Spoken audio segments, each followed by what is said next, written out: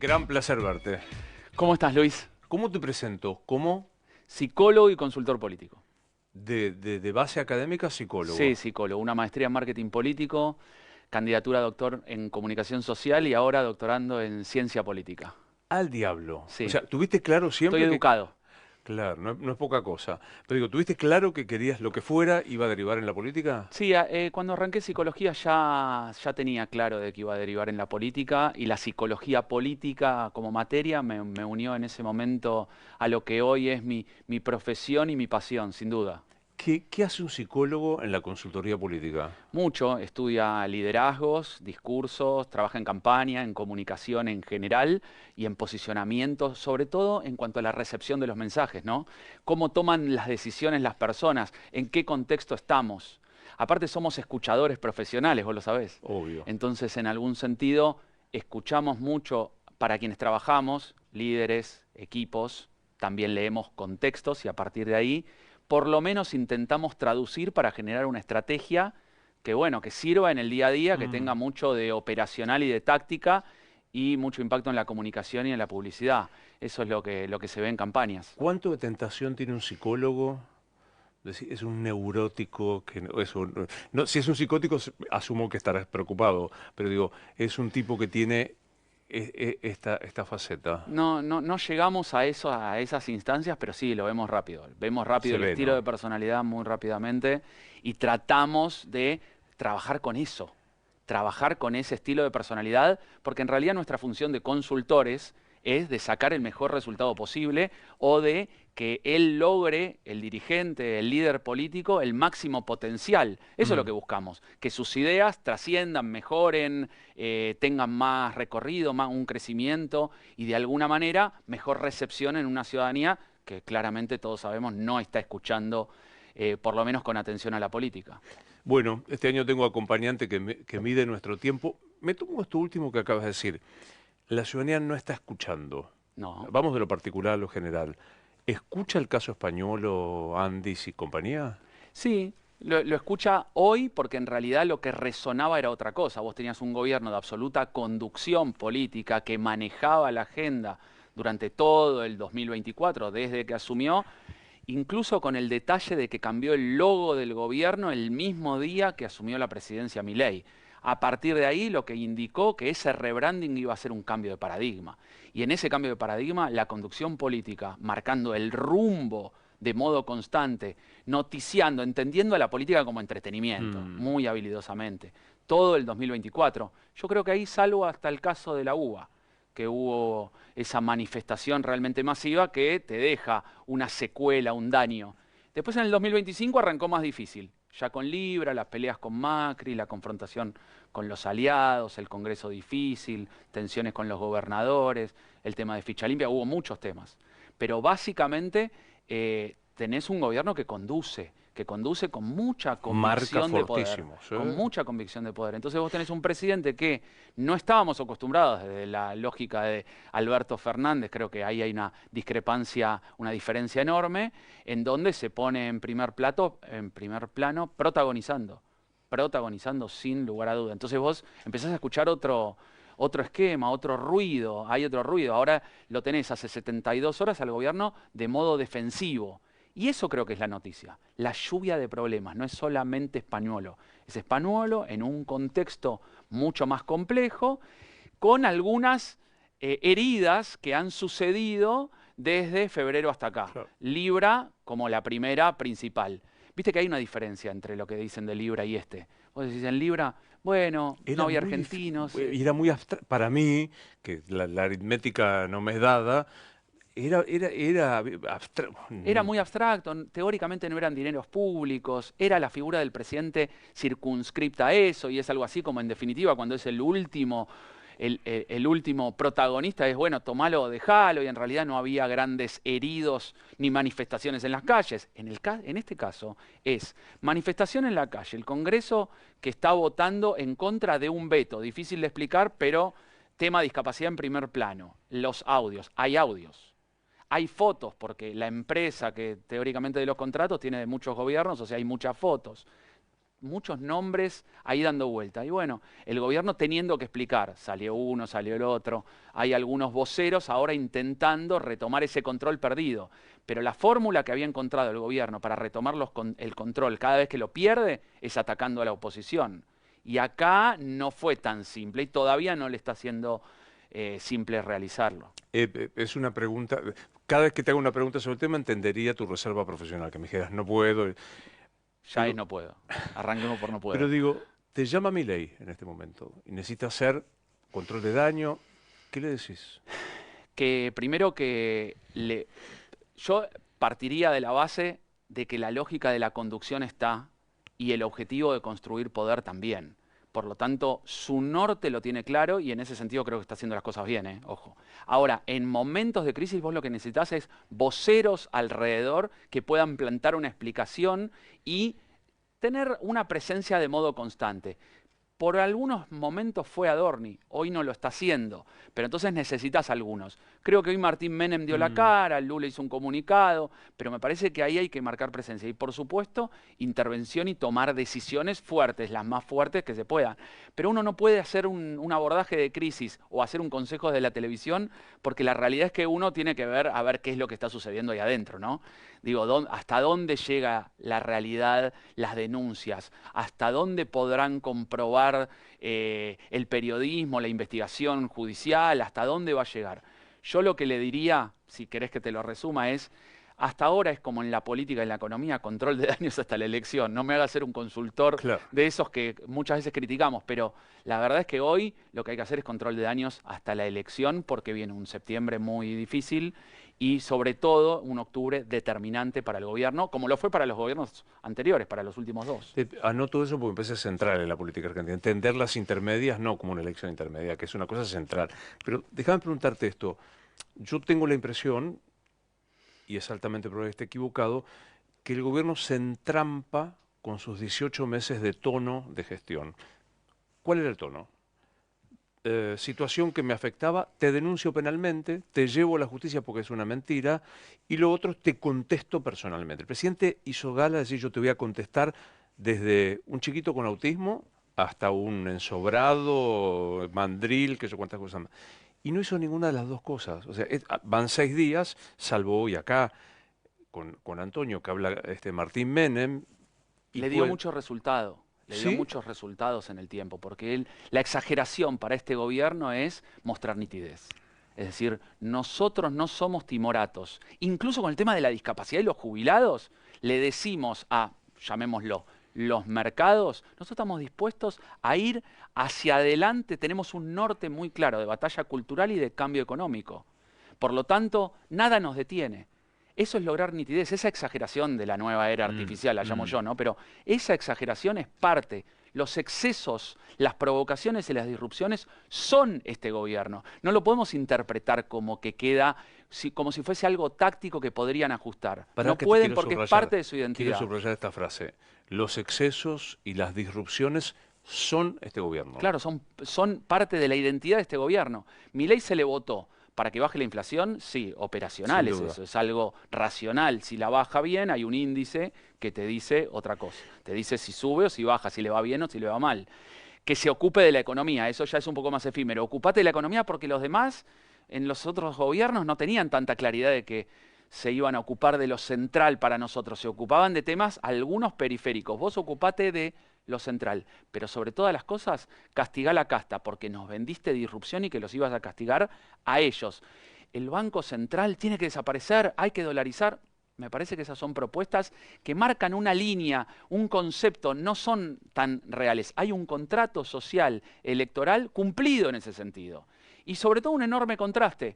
Aquello era un carrusel, un sube y baja de inflación, todo el tiempo en primer plano, con unos índices increíbles de inflación que te daban vergüenza a nivel nacional, y hoy, bueno, más o menos controlado, digo, para mirarlo de lejos. Ahora, cuando miras chiquito, siempre ves la exageración para mostrar nitidez, los excesos como recurso. Y eso es parte de este gobierno, un gobierno que tiene clara su identidad, su norte, cuando otros en realidad, vos mirás si tienen más sur, o oeste, pero esto tiene norte, van para adelante.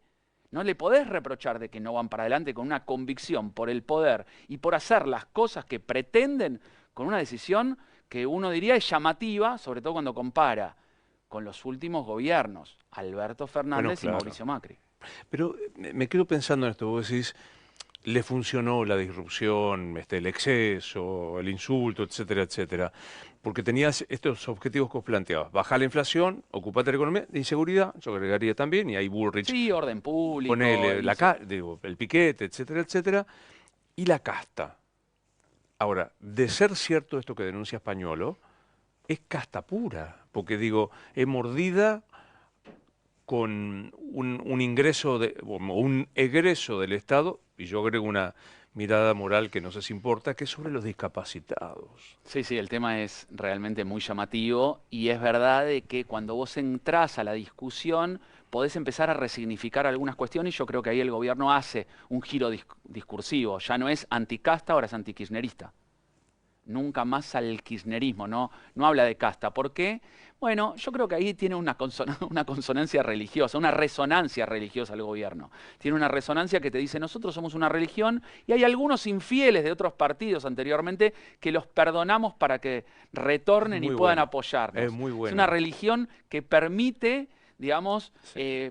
que perdona Vos sos infieles. paisano, pero digo, para los que pasamos por algún sector del cristianismo es confesión, penitencia y venga. Sí, acá yo diría que hay menos confesión y penitencia y es que vengan, por eso es tabula rasa, como dijo Milei varias veces, borrón y cuenta nueva, un punto y aparte, vení Scioli, vení Bullrich, no hay problema, ustedes se transformaron porque adoptaron la religión libertaria en donde hay un solo líder indiscutido, que es el presidente, que tiene esa lógica, yo creo, de un poco de Moisés, ¿no? Cuando sale de Egipto, en donde dice, Él no es bueno, Moisés, es Aarón. sí, Viste que él él dice dice que eso, pero la lógica Moisés es es Karina para él. obvio. Él dijo que ella es el jefe, por eso es Karina. Pero me parece que la lógica en donde trabaja conceptualmente el liderazgo de Moisés es que dice, salimos de la esclavitud, estamos yendo a la tierra prometida, tenemos norte, llevamos, representamos a un pueblo elegido teóricamente por Dios para caminar por el desierto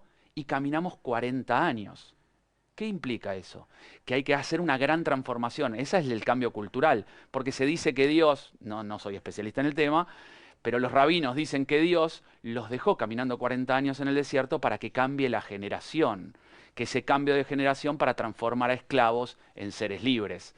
Bueno, me parece que eso es lo que tiene la resonancia religiosa del esquema libertario, por lo menos en el planteo. Después, bueno, podemos hacer mil críticas, por supuesto. No estamos acá para evadir esas críticas, sino para tratar de analizar dónde está el posicionamiento, dónde está el planteo, qué es lo que busca Milei y lo que el pobre oficialismo que tiene. Ahora, yo siento que esto es bien distinto porque con Libra una explicación, bastó entre comillas y negrita, con ficha limpia lo propio. Acá pasaron 6 días, casi una semana. Bueno, primero pasó poco todavía. Para el Pero para un nivel de gobierno los que habla audios. cada 15 segundos de todo, Sí, pero ¿sabes lo que pasa? Que cuando vos tenés una crisis de frente tan dura como con audios, con una persona implicada, al día siguiente habla Alfredo Menem criticando a Lula y a Martín. Al día siguiente habla Carlos de Alessandro que está herido porque quedó afuera del armado libertario en el Congreso. Al día siguiente, y así todos los días, ya ni siquiera estamos hablando de personas de la oposición o sí, sí, líderes sí, periodísticos que están, digamos, críticos. criticando esta situación. Entonces, digo, me parece que hay Franco viene a poner un poco de calma, Mm. lo mismo Martín Menem, explicando que, bueno, la justicia está operando y que yo creo que ya están circunscribiendo el problema a Diego Spanuolo, ¿no? Lo están como dejando ahí un poco de costado, que la justicia lo investigue y veremos a partir de... Pero los audios están. Entonces, las crisis vos sabés dónde arrancan, no sabés bien dónde terminan. Ese es el riesgo que tienen los gobiernos con las crisis. Entonces, me parece que siempre este gobierno tuvo dos esquemas, uno de minimización de las crisis y otro de ataque. Es así como, bueno, tenemos una crisis, es culpa de agarrar... ¿Quién? Villarroel, dale. Y ponerle Insultémoslo todo. yo lo que noté, Nombre propio. claro, no es la izquierda, digo cualquier cosa, Evan y Naviasi, no son los periodistas de género, me alude. No es, o sea, tiene nombre y apellido. O sea, es ponerle la cara. En 1950, Jean-Marie Domenech habló de la contrapropaganda y la número 1 decía la individualización del enemigo. No se puede luchar contra un ejército, es uno. No es el ejército alemán, el pueblo alemán, es Hitler. No es, ¿se entiende? Individualizás en un enemigo. Eso es una táctica, hoy diríamos una táctica política, dentro de una estrategia, de un esquema muy agresivo. No hay que dejarlo de decir de otra manera, ¿no? Me parece que la era artificial de la que vengo hablando es, uno de los puntos es la riña. La riña presente, el que no está dispuesto a pelear, bueno, queda un poco fuera de contexto en un mundo que se transformó en mucho más complejo, sobre todo para los líderes que anteriormente. Es pregunta de chiquitaje. ¿Le saca votos Españolo? Sí, siempre sacan votos las crisis, pero no por la crisis en sí, no solamente por las crisis en sí, sobre todo porque cambia la dinámica de lo que se escucha y la dinámica de lo que viene sucediendo. Vos tenías un gobierno con la pelota y de repente le sacaron la pelota. Y con esa pelota el gobierno hacía algunos goles, sin duda. Y la oposición tratando de buscar a ver de qué manera encaraba el... Bueno, en este sentido, hace 3 días que el gobierno no tiene... Si fuese en un ring de box, te digo, bueno, se están comiendo un par de manos, vamos a ver cómo desarrollan la defensa. No sea cosa de que sea un boxeador de mucho golpe y de quijada débil. Me parece que eso le suele pasar a los gobiernos. Es muy interesante. Un gobierno de mucho golpe y quijada débil. Claro, hay que ver cómo reacciona. Claro. No, porque no es fácil reaccionar ordenadamente y cuando los temas te pegan muy adentro. Me parece que uno sabe quién es y de qué manera puede seguir adelante cuando recibe esos golpes. En la política uno, si sube al ring, se supondría que sobre todo en los segundos 2 años, no así en los primeros, vas a recibir más golpes de los que venías recibiendo. Porque en los segundos 2 años ya todo se va configurando pensando en la siguiente elección presidencial. Le pasó a Macri, le pasó a Alberto y le va a pasar a Milei. Por eso lo que vos decías, que me parece que es interesante que amplíes, la elección de octubre no es una elección de paso. No, es una elección importante para demostrar, sobre todo para que el gobierno pueda hacer un borrón y cuenta nueva hacia adelante, porque llega, uno te podría decir, con ciertas medidas circunstanciales en lo político, con ciertas acciones específicas y muy circunscriptas en lo económico. Digo, cuando maneja la tasa, lo que está diciendo es quiero llegar a octubre. Cuando hace alianzas circunstanciales para que no se le caiga a jubilados por 2 votitos chiquitos con una derrota muy importante, pero aguantando la parada en la cosa más importante que tenía en el Congreso, que era que no le voten, La que no le bajen el veto de la movilidad jubilatoria, porque ahí sí le desbarajustan las cuentas. Entonces vos decís, en lo económico haciendo lo que puede, en lo político haciendo lo que puede. Yo creo que lo que está haciendo es buscando llegar a octubre con una imagen bajando, pero positiva, cuando vos lo mirás de lejos, la escena la mirás de lejos y decís, bueno, ¿cómo le está yendo al gobierno? Y muchos dicen, bueno, hay que darle la derecha. También entra la lógica de, bueno, ok, hay cierto sector de la opinión pública que está disconforme, que vos tenés el núcleo duro que lo sigue apoyando y el núcleo alrededor de ese núcleo duro, que es mucho más blando, que lo sigue apoyando, pero que lo apoya menos. Bueno, hay que ver si esos deciden o no ir a votar o deciden pasarse al otro color, porque finalmente es una batalla de colores. Celeste contra violeta. Es eso lo que hay en góndola. Es eso, no quedó otro yogur. ¿Elegís este o no vas? Entonces, eso es lo que planteó Milei, lo hizo bien, entendiendo de que iba a tener problemas y de que del otro lado iba a ser complicado el retorno hacia el otro lado, sobre todo para octubre. ¿Me decís eso para el siguiente año? Yo te digo que si nosotros tuviésemos que votar presidente para el 2027 ahora, y no estoy seguro que en la segunda vuelta Milei le gane a Massa. Hay estudios de varias consultoras que dicen que no hay 11 puntos de diferencia, hay márgenes mínimos, incluso algunos le dan a Massa primero. Epa, lo que está diciendo. Claro, porque es un dato importante. A mí porque me gusta jugar a esto que estás jugando vos, que pura especulación política. Si la elección presidencial fuera hoy entre Massa y Milei, no es seguro que la gane él. Hay muchas encuestadoras que dicen que si hoy fuese la elección, y lo miden simplemente le preguntan a gran porción de la población en Argentina, y como hay una polarización claramente, el número es muy parejo. E incluso algunas le dan que Massa está un punto arriba. Viene un neozelandés y te dice, Slavinsky me dice qué es Javier Milei. Bueno, Milei es un claro emergente de un hartazgo social con la falta de resultados económicos de la Argentina. Hartazgo social y me va para el traste. No, y es un emergente de la situación, es un emergente del hartazgo social con los problemas económicos. Pero en realidad no es un outsider que encontró una forma de hacer política nueva, con una receta revolucionaria histórica porque Argentina se volvió liberal. No, no. Es un emergente de un contexto de hartazgo por no tener resultados económicos. Nada más que eso. No, con todo, yo diría que eso es lo central. Entonces, también, por supuesto, que uno cuando hace un poquito de lupa dice, bueno, también representa mucho de lo que somos los argentinos, aunque a muchos les espante. Pero es una persona que encontró una oportunidad, que se metió contra lo tradicional, que contra viento y marea logró un resultado increíble, hizo una batalla épica, ahora conduce, no se esperaba que sea lo que es, con ese nivel de, digamos, de decisión y sobre todo de confrontación y de ataque a aquellos que nos dejaron expuestos a esa situación de hartazgo por la falta de resultados, sobre todo económicos, y una forma de hacer política muy más tradicional en Argentina, donde había ciertos privilegios que eran realmente inaguantables, la foto de Olivos y para atrás otras cosas también. Entonces me parece que ahí hay que leerlo un poco con mayor detenimiento a Milei. Vos fíjate una cosa más. Fíjate esto que decía el peronismo de Milei al comienzo. ¿Es débil o es loco? No sabemos qué de las dos cosas es, pero ¿es débil o es loco? Y ahí te encontrás con una contradicción con él hoy que explicaría lo que está sucediendo, porque lo acusan de ser una autoridad o autoritario, pero ¿era débil o es autoritario? Y después le dicen que es loco. Dice, ¿es loco o es un manipulador con una estrategia Genial, clara, claro. genial y que...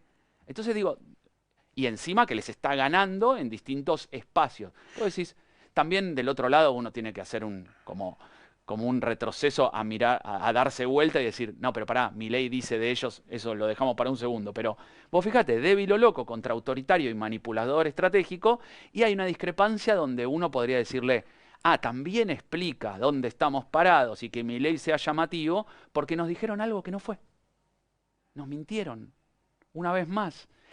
Uno, como consultor, diría, estratégicamente fue un error discursivo muy grave, porque al poco tiempo se confirmó que no. Pero yo creo que el peronismo específicamente pensaba que iba a ser o un gobierno muy débil personalmente, porque para nosotros la debilidad no es que tenga debilidad en el Congreso. No, claro. Debilidad y locura. Y las dos cosas parece que no estarían sucediendo. ¿No? Claro, porque ellos mismos salen a criticar a que la debilidad se transformó en autoritarismo y la locura en un horrible, maquiavélicamente perfecto para armar una estructura de saqueo al Estado. Me quedo pensando en esto. ¿Está bien si yo postulo que la mayor campaña política, paréntesis, Massa hizo alguna campaña política, le cedió una parte de la estructura para que le robe a Cambiemos y el monstruo se levantó y anduvo? Pero digo, la mayor campaña política de Milei la hicieron Massa, Alberto, Cristina, Macri. O sea, ¿fueron ellos, la casta, los que le hicieron la campaña? En los errores. Claro, o sea, Sí. por demérito. Sí, sí. Los errores, digo, por un lado del gobierno del Frente de Todos, sin duda, loteado, sin poder presidencial, eso en Argentina no se perdona. Cristina criticando, siendo vicepresidenta, a la quietud de Alberto Fernández. Y sobre todas las cosas de esa confrontación del Frente de Todos, muy parecida a las increíbles peleas de Juntos por el Cambio Claro. en los pisos de los canales de televisión. Pero a niveles casi ridículos. Incluso la de Larreta con Bullrich, que ninguno de los dos está en el partido. Mirá las consecuencias que tuvo eso para Juntos por el Cambio o el PRO específicamente, ¿Para que qué? aportaba los liderazgos. ¿Qué dijiste? Juntos por el Cambio, Desconozco qué esa es, asociación perdón. de color amarillo con... ¿De este siglo? Sí, color amarillo primero, con rojo detrás y algunos otros colorcitos que generaban la gobernabilidad en la Argentina. Que tenían la ilusión, eso que vos decís que, eso que vos desconocés, tenían la ilusión de que, bueno, ahora Violeta protagoniza, dejanos amarillo y dejanos rojo. Y Violeta lo que hizo fue, ataquemos al celeste, pero todos esos colorcitos no los quiero a ninguno, porque todos ustedes me sacan algo de lo mío, que yo vine a correrlos, porque vengo a consolidar un espacio de poder. Vengo a correr a Juntos por el Cambio. Vengo a sacarme de encima a los aliados, pero lo ideal sería que gobiernes con los aliados, así podés tener sostenibilidad en el tiempo. Yo vengo a consolidar un espacio de poder. Lo mismo que vemos como decisión y firmeza en la conducción presidencial, también en el armado lo vemos un poco más, digamos, riesgoso, en el sentido de que digo, la gobernabilidad futura hay que ver, porque vos fíjate lo que está pasando en el Congreso, es justamente la confrontación hacia los más aliados de que tenés votaciones de 60-0, 66-0. No había pasado eso. Pero digo, más allá de la ironía, Juntos por el Cambio fue. Juntos por el Cambio, Juntos por el Cambio, así como lo conocimos, sí, no existe más. Juntos por el Cambio no existe más, no quiere decir que algo parecido pueda volver a ser. Y hay una apuesta de eso, porque viste que los dirigentes políticos, algo de lo que siempre está en mi trabajo como psicólogo y como consultor, es que los dirigentes políticos siempre piensan que se va a volver al statu quo anterior. Siempre están pensando en cómo recomponemos el equilibrio pasado. Esto quiere decir, bueno, cuando a Milei le vaya mal, vamos a hacer un Juntos por el Cambio, donde Milei esté primero, el PRO segundo, el radicalismo acompañe con algunos, y todos los que son antiperonistas o antikirchneristas nos unamos en el 2027. Hay una especulación sobre eso. Bueno, parecería ser que no. Por ahora está lejano. Pero digo, si Juntos por el Cambio es esto, lo acabas de decir, Patricia Bullrich más libertaria que Karina, Horacio Rodríguez Larreta afuera, ¿el PRO fue? Bueno, el PRO está en un momento de resignificación. Yo creo que María Eugenia Vidal lo explicó bien en su LinkedIn, que traducido sería algo así como... Tiene un solo destinatario ese LinkedIn. Obvio, se llama el señor del bridge. Mauricio Macri. Claro. Le dicen Mauricio, el LinkedIn dice, Mauricio, escuchame, no podemos entregar el PRO así, a este loco, que encima nos mea, nos dice barbaridades, nos puteó a todos y nos comió a nuestros máximos dirigentes. ¿Y vos lo entregás así? ¿Cómo puede ser? Ahora estoy buscando trabajo, decía el LinkedIn de María Eugenia Vidal. Estoy buscando trabajo porque vos me dejaste en Pampa y la Vía. Y la verdad que yo no lo voy a apoyar, porque a mí, que me boludee, no. No, de ninguna manera. No lo voy a permitir, eso no es PRO, como diría el gran Mauricio de aquel momento, ¿viste? Claro. Que decía, no, eso no es PRO.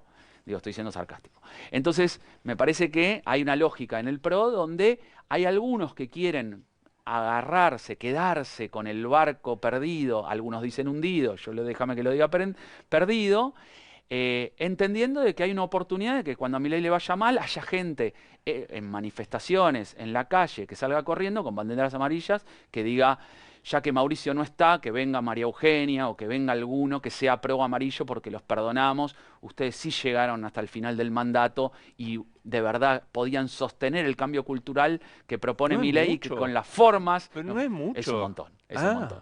Bueno, yo te estoy diciendo la apreciación que creo que algunos hacen pensando en cómo se aferran a las banderas amarillas. Contame, viéndolo desde adentro del poder, ¿cuánto hay de las lucubraciones muchas veces periodísticas? Ejemplo, este es un paso de factura de Santi Caputo, que como lo dejaron afuera, le tira a los Menem.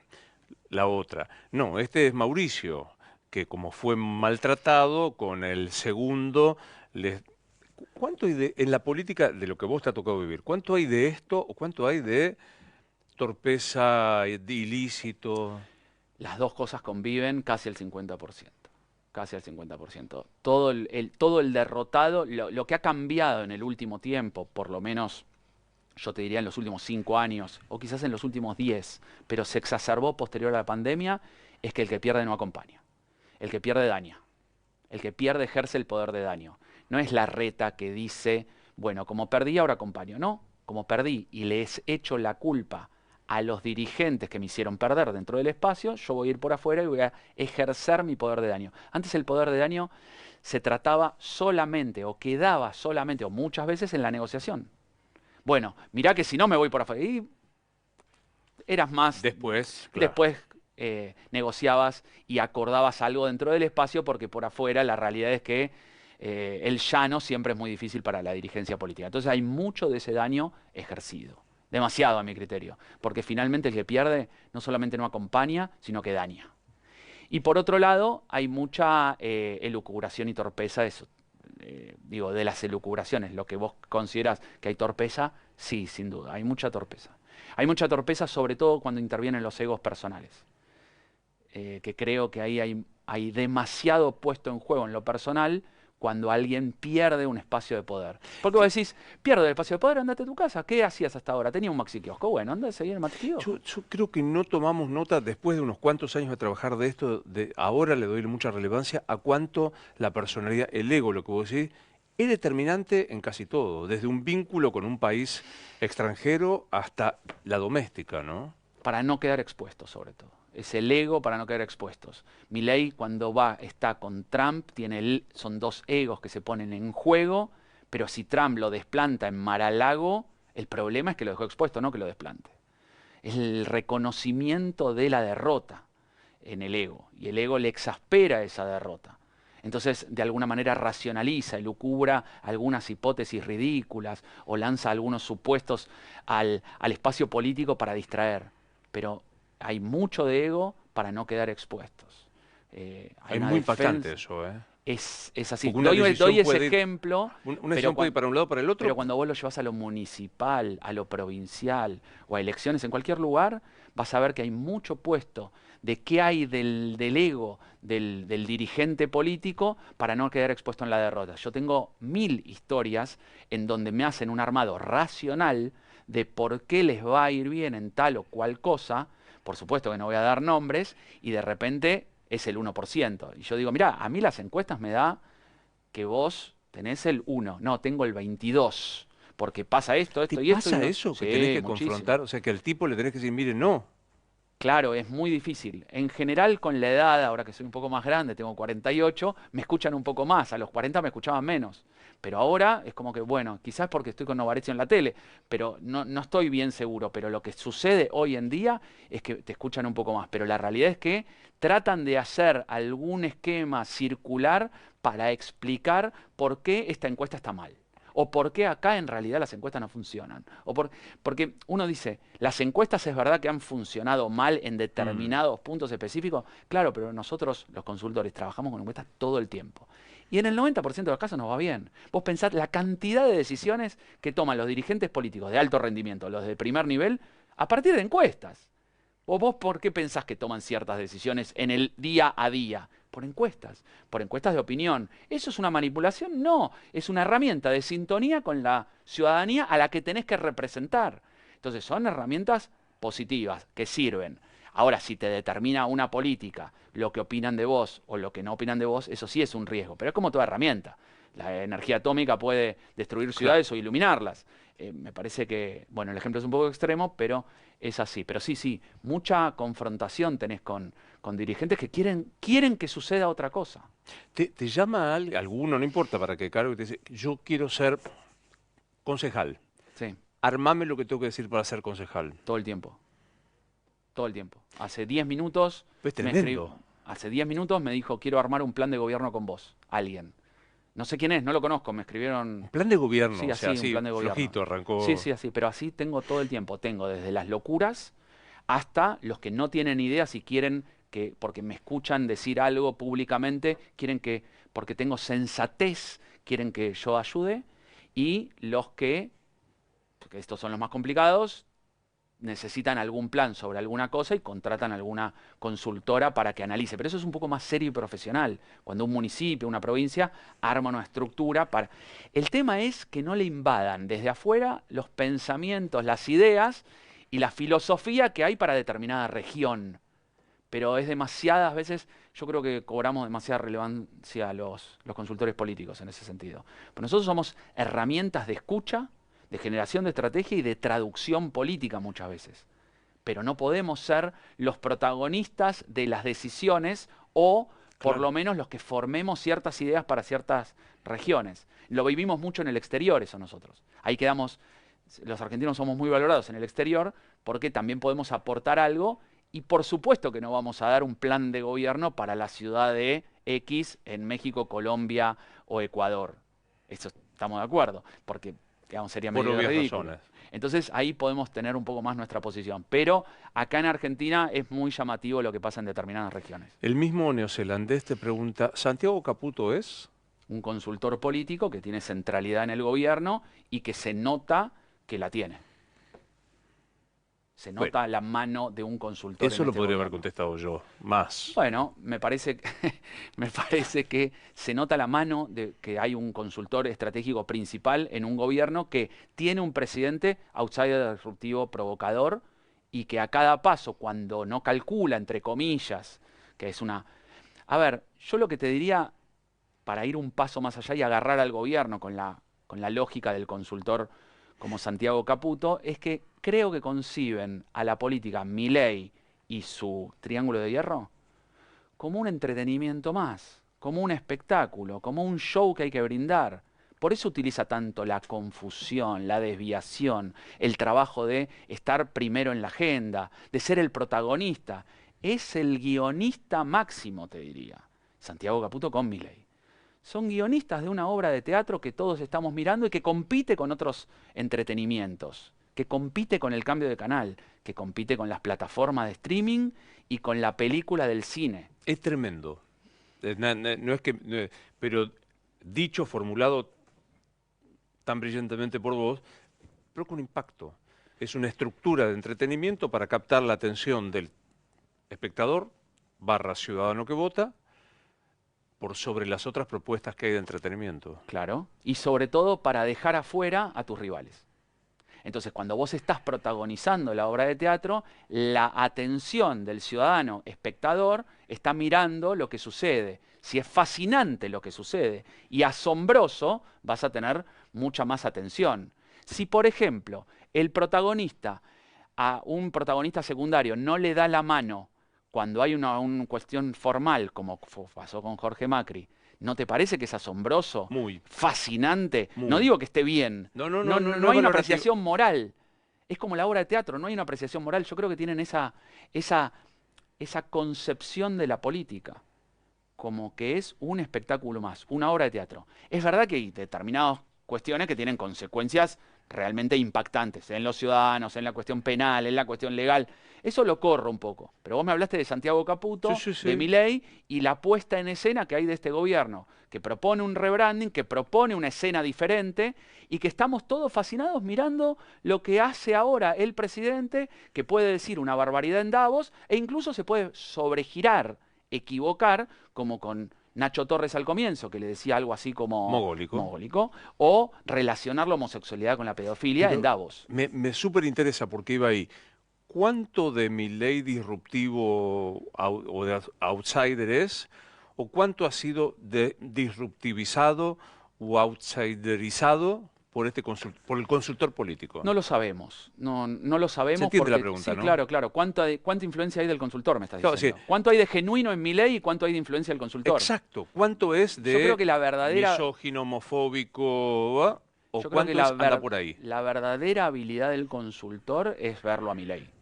Por lo que se dice, buscaron en el escenario Buscaron. político otros Sí, sí, y que buscaron a mano participaron. y no Bueno, por eso. funcionó. Porque aparte vos me decís, che, un outsider que sepa de política, que trabaje dentro de un partido que no esté bien, que sea médico, que sea buen comunicador, que esté en la tele, que sepa los medios, que sea alguien que habla bien, que tiene buena oratoria, buena presencia. Ese tiene que ser el próximo presidente de la Argentina. Y vos decís, bueno, es Manes, lo tenés ahí. Lo describiste, claro. Claro, entonces, ¿y cómo puede ser? Bueno, porque ahí habla también de nosotros, de qué estamos dispuestos y cuánto juegan las emociones y las sensaciones, que finalmente es el punto central. ¿Cuánto juega? juegan? Mucho, mucho. Es como cuánto juega en esta entrevista si tenemos la sintonía para salir al aire o no. Si no salimos al aire, es una conversación entre nosotros y los productores que están acá atrás y nadie más. Nadie más nos escuchó. Ahora, las emociones son la antena de este medio más el aire que sale y por lo tanto lo ven X cantidad de personas y luego se cuelga en el streaming y luego hay manejo de redes sociales y lo ven millones de personas quizás. Ahora, la diferencia entre nosotros tres y millones de personas es abismal. Las emociones son eso, son los conectores, los que hacen sinapsis. Es el miedo, sobre todo, el miedo a que ganen los otros o el miedo a que no ganemos nosotros. Es muy interesante. Es el miedo a la emoción central de la política. Otros me van a decir, no, es la alegría de estar juntos en comunidad, en la tribu, es la tristeza si perdemos, el miedo a eso, es el asco de aquello, de lo que fue, las emociones centrales, o es el enojo. Sí, todas esas funcionan, son las 5 principales, también la sorpresa como sexta. Pero la principal, déjame que te lo diga, miedo a que ganen ellos o miedo a que no ganemos nosotros. Voto por miedo. Voto por miedo en el mundo. Voto, me lo decía yo en primera persona singular. Uno finalmente cree que la racionaliza. No, la racionalidad viene después. Antes se decía, bueno, tengo una lógica racional y la punta, digo, conceptualmente vos tenés una base racional, argumental, y a partir de ahí conectás con emociones como por ejemplo el miedo. Bueno, creo que la realidad artificial es al revés. Hay una hiperemocionalización de la política en donde a partir del miedo que ganen los otros racionalizo y digo, yo no quiero que ganen ellos porque, evidente, porque roban, porque no hacen, porque te mienten, porque no me gusta su estilo de liderazgo, no importa quién, ¿eh? No estoy hablando de partidos, porque seguramente en la... Le pusiste el nombre y apellido. No, en el aparato cognitivo, para Claro. afuera, los que nos están escuchando y viendo, deben decir, es este, y el otro del otro lado dice, es que el no otro. quiere este, claro. Claro. Porque esto vale tanto, pongámoslo Vale en para para todo, vale Cristina para como todo. para Milei. O sea, no importa, para Vale, Macri como sí. para... ¿Cristina Kirchner fue? Si Cristina Kirchner fue, no diría. Hoy tiene un rol menos preponderante porque su carta máxima era la de ser candidata. Su negociación era decir, yo soy candidata, Axel, en la interna. Y Axel desdobla. Fíjate, la conversación fue, Axel, voy a desdoblar la elección. No, no te conviene. No, sí, porque te dejo expuesta. Que finalmente es lo mismo que decimos, ego y exposición. ¿Por qué me dejas expuesta? Porque en octubre el huracán Milei va a hacer que vos, como candidata a diputada, en octubre en la nacional, quedes, por supuesto, debilitada. No, pero no nos conviene desdoblar, porque si no se va a hablar de la provincia de Buenos Aires el 7 de septiembre. Voy a desdoblar igual porque los intendentes me piden y yo lo voy a hacer. Ah, vas a desdoblar. Voy a ir a jugar en tu elección en la tercera sección electoral. Y voy a ganar y voy a ser la gran ganadora de tu elección. Lo que te quiero decir es que perdió esa herramienta de negociación. Soy candidata. Eso no quiere decir de que haya quedado fuera del tablero político. Estamos hablando de la máxima referente del peronismo viva, sin lugar a dudas. 2 veces presidenta, vicepresidenta, senadora, diputada, primera dama. O sea, tiene un recorrido que hace que, por mérito propio, esté en primer plano. Por supuesto que después todas las cuestiones que se le critican, sin duda. Me encanta porque en esta entrevista, en el mismo momento, me van a insultar los violetas y los celestes a la vez. Bienvenido al club. Bien. Sabelo. O sea... Bien. Pero digo, me parece que nadie puede negar su importancia. Y cuando dicen vamos a ponerle el último cajón, el último clavo al cajón del peronismo, bueno, suena un poco desmesurado, porque finalmente el peronismo los ve pasar a todos los demás colores y dicen, era conmigo. Fíjate un detalle que a mí me parece muy significativo. Al radicalismo, para dejarlo en el 2%, 3% o sin candidato luego de la Rúa, se lo ignoró. No se lo confrontó. Total. Fíjate que Cristina Kirchner y Néstor Kirchner atacaban a Menem, salteaban a De la Rúa. Nos dejaron en esta crisis, básicamente lo ninguneaban, cancelaron la presidencia de la Rúa. Y hablaban del helicóptero, por supuesto, pero le pegaban a Menem fundamentalmente la política neoliberal menemista que estalló en el 2001. Entonces vos fijate que vos cuando querés realmente dejar a alguien fuera de juego, es mejor atacarlos y sobre todo usar la ignorancia. El recorrido que has tenido profesionalmente, ¿te lucen como tipos interesantes los políticos? Sí, la verdad que sí. Sí. Todo el tiempo me pasa eso. Incluso por su conexión con los distritos. A mí me entusiasman los que resuelven problemas. La política dejó de concentrarse en la resolución del problema y se queda solamente en la confrontación ideológica. Muchas veces vemos eso. Y en definitiva, vos lo que tenés que ver es qué problemas realmente resolvieron. El tipo que resuelve un problema, o la tipa, que resuelve un problema en un distrito, no tiene que hacer campaña. Yo te puedo enumerar algunas, que no quiero dar ejemplos porque no quiero desvirtuar, pero te puedo dar algunos ejemplos de campaña en donde sin hacerla ganás. Porque no necesitas la campaña. Porque Hiciste realmente lo que había hay que hacer, claro. 3, 4 méritos que se imponen por sobre lo demás. Y no quiero dar ejemplos, te vuelvo a decir, argentinos, partidarios, porque si no me van a decir, bueno, un día los charlamos. Lo que digo es, la gestión mata en ese sentido la comunicación. La gestión la mata, la tiene que acompañar la comunicación a la gestión. Pero es como madre y padre que se pelean porque hay una gotera. Bueno, va a ganar la discusión el que solucione la gotera. No, vos tenés la culpa porque tu mamá no me... Y no, en realidad tu papá vino y lo Es muy rompió. bueno. Y Es muy los bueno. hijos miran y Sigue dicen, goteando. sigue, pero papá, no es tu mamá. Y dice, ¿por qué no solucionan la gotera y después discuten a ver si fue la herencia recibida o si... Y digo, bueno, eso en Argentina se transformó en algo muy difícil por la mala situación económica que año a año vamos teniendo. Te pregunté quién era Cristina. No, quién era Cristina, no, te pregunté quién era Milei, quién es Karina. Yo creo que Karina hoy es la depositaria, ¿sí? La depositaria de la lógica estratégica que plantea Milei. Es la que Milei dice, ella hace la estrategia política. No estoy tan seguro de que sea así. Yo creo que es parte del matrimonio presidencial. Lo digo binomio, si no, para no Metáfora, exponer, porque porque si si no no, me van a esto es insultar. tanta. Parte del binomio presidencial, donde cada uno cumple un rol. Pero pará, la presidencia de Milei es binómica. Inventemos términos. La presidencia Pero porque le de sirve Milei al es presidente. colegiada. Yo creo que es un binomio que le sirve al presidente. Yo creo que deposita en Karina todo lo que él pretende de que no se diga de él mismo. Por ejemplo, dicen, ella le gusta el armado, a mí el armado no me gusta. Me da la sensación de que el presidente es un guionista por un lado, es un armador por el otro. Yo no me lo imagino al presidente diciendo que se ocupe Karina con pareja. Yo lo que veo en Karina es Milei. Yo veo que Karina es Milei. Estoy haciendo un juego de palabras para mí. No, pero se entiende perfecto. Karina es Milei. Por lo tanto, el armado es de Milei. Ahí hay una situación en donde se reciben los beneficios de los fusibles. Lo que pasa es que acá es un fusible que es binómico. No es el fusible de Coran y Coach, Corach y Coan. Coan de No, Menem. claro. Porque esto también es inédito.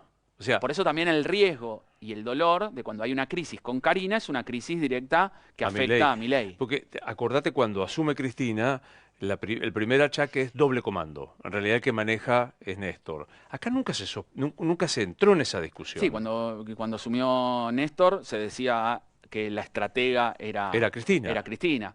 Pero eso es algo habitual y me parece que también los gobiernos lo dejan trascender porque es lo lógico. Es lógico que sea así. Porque vos decís, el gobierno lo hace en varios aspectos. El primero te diría que en su modo de posicionamiento y comunicación. El presidente está preservado de la rosca. Me acuerdo de una nota que al principio de hoy dice, nosotros no negociamos. Y le preguntaban por el Congreso, de cómo iba Leonardo Argira. Bueno, porque estamos negociando, en la misma frase. Lo que está mostrando era un posicionamiento del presidente que está buscando la lógica, yo soy outsider, no casta, no me voy a meter con las negociaciones espurias del Congreso, porque ahí está el nido de ratas que nos llevaron hasta acá porque piden coimas. Todo lo malo de la política está metido ahí y yo me preservo en mi imagen de outsider, de que vengo a plantear una receta diferente, de que ahora sí va a ser posible. El único problema es que esa conducción, cuando aparecen estos casos, estas situaciones, te lleva a no sé si era posible, en realidad estamos indefectiblemente a la vera de ser huérfanos nuevamente. Eso es a donde nos expone cuando los gobiernos padecen. ¿Quién sos vos? Gabriel, por lo de antes. Yo soy un psicólogo, consultor político, apasionado por las campañas electorales, sin lugar a dudas. Esa es como mi definición más profesional. Y si querés, voy unos pasos más allá y me meto en las cuestiones esenciales de un argentino apasionado por el fútbol, muy bostero, hincha de la selección, pero muy bostero, hincha de la selección que Es la incompatible. acompaña. Sabes que yo tengo menos fútbol que la revista para ti, No, discúlpame. pero los que son muy hinchas de un club, a la selección le dan menos bola. No, pero justamente como no sabes de fútbol y no te importa el fútbol, estás diciendo eso. Muy bostero de ir a la cancha desde hace muchos años, décadas, y también muy hincha de la selección. De hecho, estuve en la final de Qatar, estuve ahí en esa locura que vivimos en la mejor final de la historia que todavía la sigo sufriendo, no la puedo volver a ver, imagínate. Me imagino. Pero tengo ahí como una parte muy racional en las campañas y una parte muy racional y apasionada en el fútbol y los deportes. Bueno, dicen ustedes que uno sublima por ahí, que yo cuántas Sí, cosas claro, más, ¿no? claro, claro. ¿Y cuánto te define ser paisano, ser judío? Mucho, mucho, mucho. Yo tengo una familia en donde mis abuelos son sobrevivientes de guerra ambos.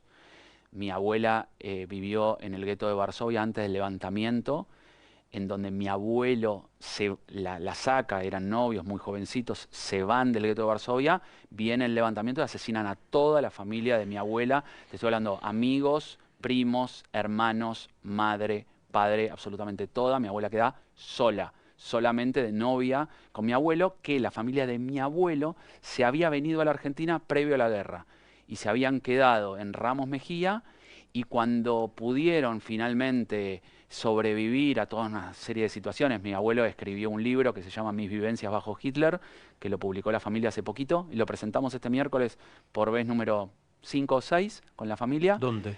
en el Museo del Holocausto. Sí, sí, lo presentamos en el Museo del Holocausto, un libro en primera persona, sin golpes bajos, una historia de amor con mi abuela, increíble lo que escribió mi abuelo, lo bien que escribía.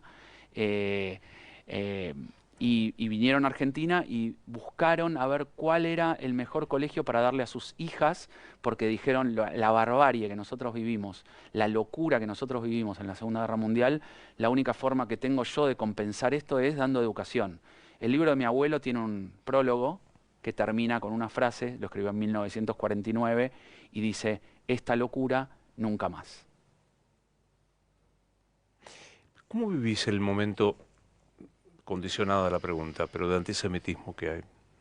Lo vivo con dolor, primero porque me parece ridículo. Yo simplemente pensar que alguien pueda discriminar a otro por alguna razón, por raza, color de piel, sexualidad o por religión, me parece como si hubiese pasado de moda, pero veo grupos enfervorizados, antisemitas, por excusas que escuchamos hace 1000 años. Entonces digo, la verdad, no me siento representado. A mí, viste, cuando hay muchas veces que te dicen, no, porque no son, no sé, el judío no es argentino, me siguen en las redes. Digo, te juro que más argentino que yo no hay. Va a ser Digo, difícil. se están equivocando. Digo, alguien que llora por Argentina, que estuvo en la final de Río, en Brasil, lo hablo con la selección porque es fácil, pero me parece muy, muy ridículo, absurdo, totalmente absurdo. Pero ridículo, ¿eh? Me parece, digamos, personas que odian a un otro y que estarían dispuestos a insultarlos o golpearlos, me parece de un nivel de ridiculez absoluta. Un viejo amigo decía que uno tiene que estar siempre preparado para que en algún momento te digan puto de mierda, y pasa. Y me atrevo a decir que también para que te digan judío de mierda. Sí, sí. ¿Y? Sí, a mí me pasó, bueno, me pasó una vez en la secundaria, terminó a los golpes y después no hubo más cosas. Fue una vez sola que me dijeron judío de mierda jugando al fútbol. Y después, bueno, sí, jugando al fútbol, yo he jugado al fútbol, futsal muchos años, judío de mierda era como algo habitual, era lo normal. Lo normal era ese insulto. Pero en ese momento se naturalizaba, era como, bueno, vos le decís una cosa, el otro dice, en la cancha se dicen barbaridades también. Entonces uno podría decir que en ese contexto lo termina naturalizando, hoy ya no. Hoy en la cancha no se permiten insultos ni raciales, ni religiosos, ni sexuales. Me parece que no debe pasar, no se deben permitir, y está muy bien cuando operan las organizaciones para educar por un lado, castigar por el otro. Las organizaciones, las que sean, ¿no? Sea desde el punto de vista de la comunidad, sea la DAIA, o desde el punto de vista... LGTB, lo que Sí, fuera. sí, o cuando estaba el INADI, o cuando sea el Mm, Ministerio de Justicia. Digo, me total. parece que tienen que operar en castigo y en educación. Pero la verdad es que odiar a un otro en un país pacífico como la Argentina me parece absurdo. ¿Y cuál es el sentido de la vida? Bueno, tengo gran discusión al respecto con el sentido de la vida, ¿sí? Yo creo que el sentido de la vida es ser, por un lado, útil y cuidadoso con los que tenés. Útil en el sentido más pragmático de trabajar por lo que te hace tener una pasión y dejar una huella en ese sentido, pero pragmático, ¿eh? Útil, de ser alguien interesante, que sirva para algo, que pueda dejar una huella, que pueda trabajar en su profesión o en lo que considere cada cual. Pero por el otro lado, me parece que ser cálido, empático, agradable con los demás, ser un buen ser humano en ese sentido. ¿Tenés hijos? Sí, sí, una nena se llama Delphi, tiene 19. ¿Y a qué se parece cuando tu hija te dice papá te amo? No, ahí cuando mi papá, no, cuando mi hija me dice papá te amo, sí, cuando mi hija me dice papá te amo, a mí se me frena el mundo. Es lo único que me hace que se me frene el mundo. Cuando mi hija me dice pa, se me frena el mundo. Entra por ahí caminando Gabriel Slavinsky a los 16, Sí. con 30 de experiencia. ¿Le decís algo? Sí, sí, sí. Yo le diría algo así como que siga el camino, que el camino lo llevó a donde quería. Sí, sí. El camino lo llevó a donde quería. Yo buscaba esto y no lo encontraba. Yo buscaba ser psicólogo y consultor político, trabajar en campañas electorales, ayudar a dirigentes políticos a hacer discurso, y no lo encontraba, hasta que lo encontré. Y también es verdad de que el contexto ayudó, ¿no? Pero me costó un tiempo, me costó el estudio, pero a partir de ir por el camino del estudio, lo logré. Mirá lo que tengo que hacer. Va. Bueno, quiero ser candidato. ¿Qué tengo que hacer? No, no va a pasar. Por el Me bien de la nación. encantaría, Por el bien de la nación no va a me pasar. No encantaría. tengo vocación política. ¿Qué voy a hacerle? Pero digo, Pero viene. estás en Argentina, se puede. No, sí, ya sé. Me salió una frase muy de los 90. Pero viene. Eso es Angeló, se puede. Viene un tipo y te dice: oiga, licenciado, quiero ser candidato.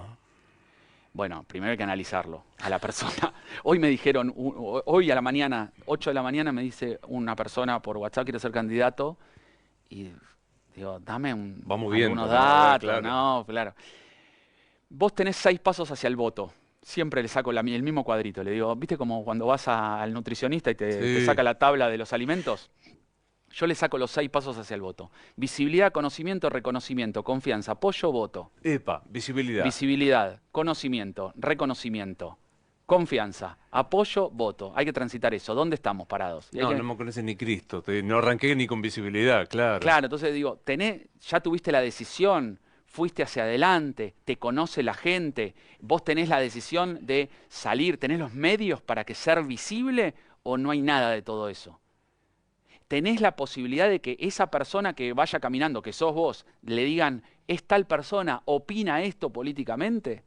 ¿Generás algún reconocimiento porque Claro. hiciste algo bien en la vida? Claro. ¿Tenés un reconocimiento por tu ámbito de negocios, de expertise, o algún prestigio? ¿Hiciste una colecta, aunque sea en tu empresa? Algo donde me agarre para generar reconocimiento, porque eso va a generar confianza cuando es sostenido en el tiempo. Sostenido en el tiempo. A veces los candidatos necesitan tiempo. Vos decís, no, pero la elección que viene. Y digo, no arrancamos visibilidad, conocimiento, reconocimiento de la elección que viene. Tenés muchos dinero, tenés millones de dólares. No, tampoco. Y luego, para gestionar el apoyo, de que hay gente que tenga ganas de apoyarte, que sea estimulante decir, yo a ese señor le apuesto por fe, por dinero o por espacio. Claro. Y luego del apoyo hay que analizar todo el contexto para ver cómo está el contexto social, económico, cultural y la competencia. Quiero ser candidato. La mayoría, cuando no tiene una lógica que lo pensó de largo plazo, se baja después de la tablita. Nos morimos y ¿qué pasa? Lamentablemente nada. Lamentablemente nada. El mundo sigue girando. Esto es todo. El mundo sigue girando y quedan... Inclusive tengo la convicción o el pensamiento de que realmente quedamos demasiado poco en el recuerdo de las siguientes generaciones. Y esto sobre todo lo veo en la lógica de la escucha. Vos agarrá a tu alrededor y preguntá sobre sus antepasados. Y te vas a encontrar con que las personas ni siquiera se ocupan de saber quiénes son los que estuvieron antes que ellos. Me gustó mucho charlar con vos. Estoy muy contento de trabajar de esto, entre otras cosas porque conozco a gente inteligente como vos. Muchas gracias. Gracias por venir. Por favor, un placer.